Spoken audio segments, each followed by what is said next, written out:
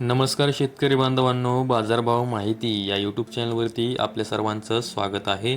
जर तुम्ही आपल्या बाजारभाव माहिती या यूट्यूब चॅनलवरती पहिल्यांदा आला असाल तर आपल्या यूट्यूब चॅनलला सबस्क्राईब करून ठेवा, जेणेकरून बाजारभावविषयक माहिती तुम्हाला यूट्यूबच्या माध्यमातून मिळत राहील. तर शेतकरी बांधवांनो, आजच्या व्हिडिओमध्ये आपण कांदा बाजारभावविषयक माहिती पाहणार आहोत. चला तर जास्त वेळ न घेता व्हिडिओ सुरू करूया. तर शेतकरी बांधवांनो, तुम्ही स्क्रीनवरती पाहू शकता, जुन्नर आळेफाटा बाजार समितीमध्ये जो चिंचवड कांदा आहे त्याची एकूण आवक ही 9,863 क्विंटल झालेली आहे. त्यासाठी किमान दर हा 1,000 रुपये तर कमाल दर हा 1,710 रुपये देण्यात आलेला आहे. तर सर्वसाधारण दर हा 1,300 रुपये देण्यात आलेला आहे. त्यानंतर पुढील बाजार समिती आहे सोलापूर बाजार समिती. त्यामध्ये जो लाल कांदा आहे त्याची एकूण आवक ही 41,050 क्विंटल झालेली आहे. त्यासाठी किमान दर हा 100 रुपये तर कमाल दर हा 2,000 रुपये देण्यात आलेला आहे.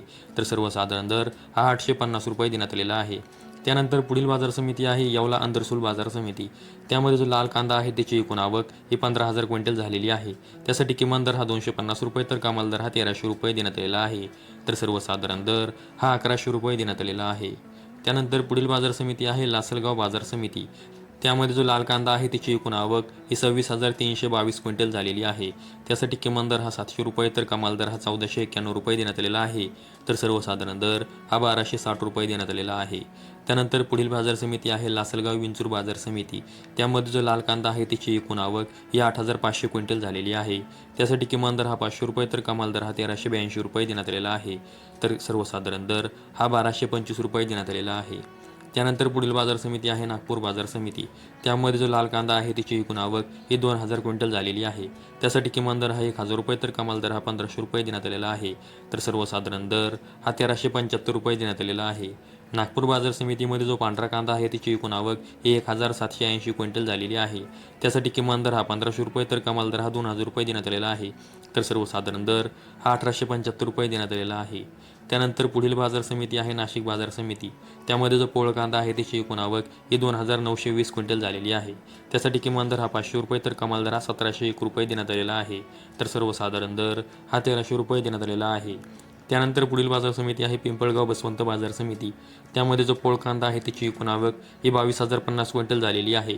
त्यासाठी किमान दर हा 300 रुपये तर कमाल दर हा 1,477 रुपये देण्यात आलेला आहे. तर सर्वसाधारण दर हा 1,175 रुपये देण्यात आलेला आहे.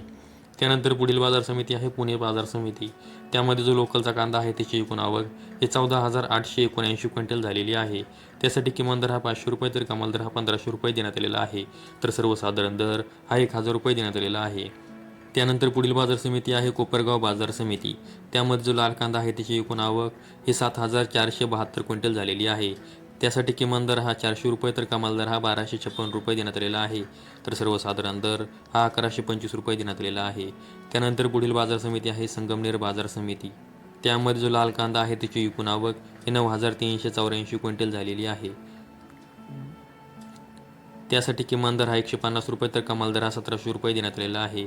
तर सर्वसाधारण दर हा 926 रुपये देण्यात आलेला आहे. त्यानंतर पुढील बाजार समिती आहे मुंबई कांदा बटाटा मार्केट.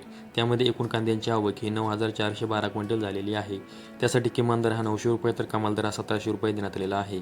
तर सर्वसाधारण दर हा 1,300 रुपये देण्यात आलेला आहे. तर शेतकरी बांधवांनो, आजच्या व्हिडिओमध्ये आपण कोणत्या बाजार समितीमध्ये कांद्यासाठी काय बाजारभाव देण्यात आलेला आहे याविषयी माहिती पाहिली आहे. अशाच कांदा बाजारभावविषयक माहितीसाठी आपल्या यूट्यूब चॅनलला सबस्क्राईब करून ठेवा. व्हिडिओ आवडल्यास व्हिडिओला लाईक करा.